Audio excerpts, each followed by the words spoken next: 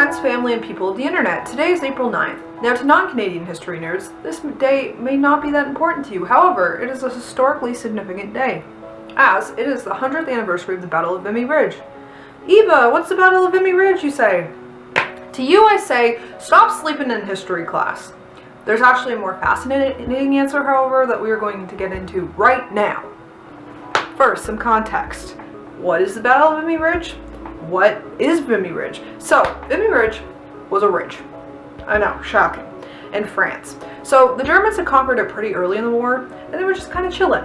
So the French tried to take it over, and they were unsuccessful. So they passed it over to the British in 1916 because they needed to go do the Battle of Verdun. So the British came. They did not at all conquer, however. It didn't go well for them either because the Germans pretty much just rained ammunition down on them the entire time, and they also had tunnels and mines and a bunch of other stuff that the British didn't really have. So it just wasn't going well for them. Also, they did counterattacks, but that didn't really do anything either. So all in all, it was just kind of a hot mess.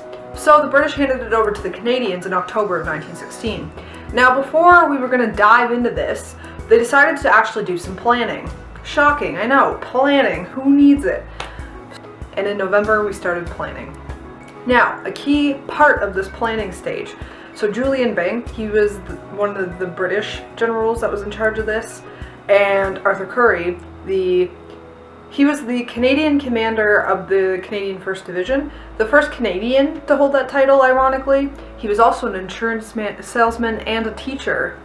He's a real case of started from the bottom, now we here.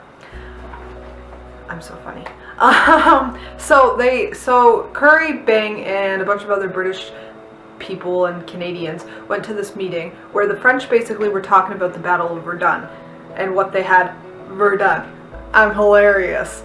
Anyway, so they were talking about this battle, and so they got key highlights of the best things they did in that battle so that they could plan for Vimy Ridge.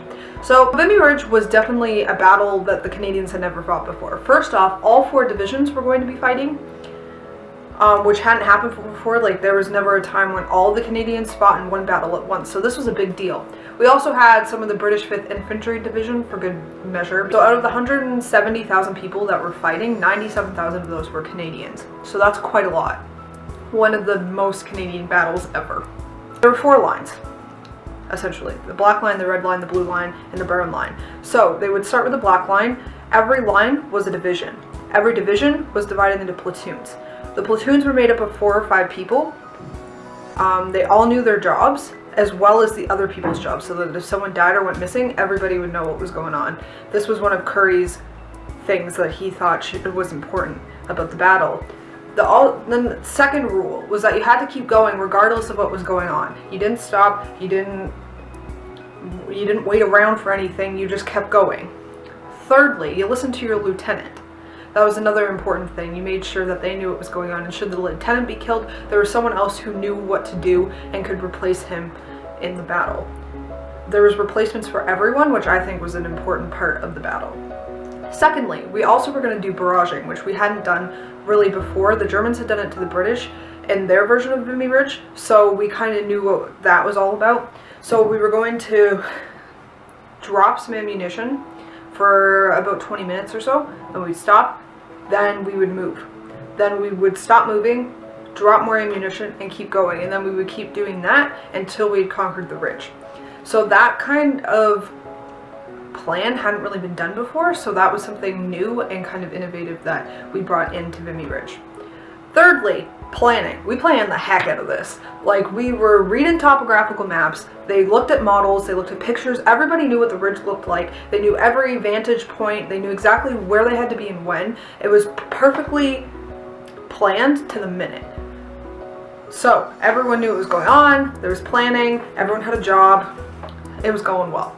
Now we come to game day, April 9th, 1917. So originally it was supposed to be April 8th, but due to some bad weather and some other stuff, they ended up just having it on April 9th. Now, April 9th, the weather wasn't much better. It was snowing. It was windy. It was also Easter Monday. Also a Monday in April. No one thought that there was going to be a battle. The Germans especially. They were like, nah, it's Easter Monday. We're just going to chill. Nope. That's not what happened at all. 5:30 a.m. on April 9th, the Canadians started to go. They dropped their first round of ammunition, and then they took off for the Black Line. So the way it worked is the lines leapfrogged over each other, and so they were pretty far ahead by the time the Germans were even awake and had their boots on. By noon, they had already captured the Black Line, so the first line that they were supposed to get, which was a big deal because it had taken 4 years for the British and the French to get as far as they did, and it wasn't even that far. And by April 12th, which was 4 days later, they had conquered the whole ridge. This was a big deal. This was a huge Canadian battle, the biggest Canadian battle that had happened at this point in history, and we had managed to conquer a ridge in 4 days. This also made people look at us and go, huh, Canada. Huh, I thought they were just this little British country that no one cared about, but like they can actually do things. Interesting. It also helped us develop a sense of pride. Some people would even say it's the birth of a nation. I think that's a little bit of a stretch, but it was a big deal. This is why I feel like we should learn about it, and it's why I'm talking about it, because I feel like it's a very historically significant battle, and it was this huge historically significant battle. It helped develop us as a country. It even got us a signature on the Treaty of Versailles, which we wouldn't have had initially. And so on the 100th anniversary, I think it's important that we talk about it and remember what happened and who was there and kind of what went down. So I hope I taught you some things. This battle is important to me because I was at the 95th anniversary of Vimy Ridge in 2012 with my school, and so I feel like Vimy Ridge is one of those battles that I consider really important to me because it has personal significance. So to talk about it and hopefully teach some people some things would be really cool.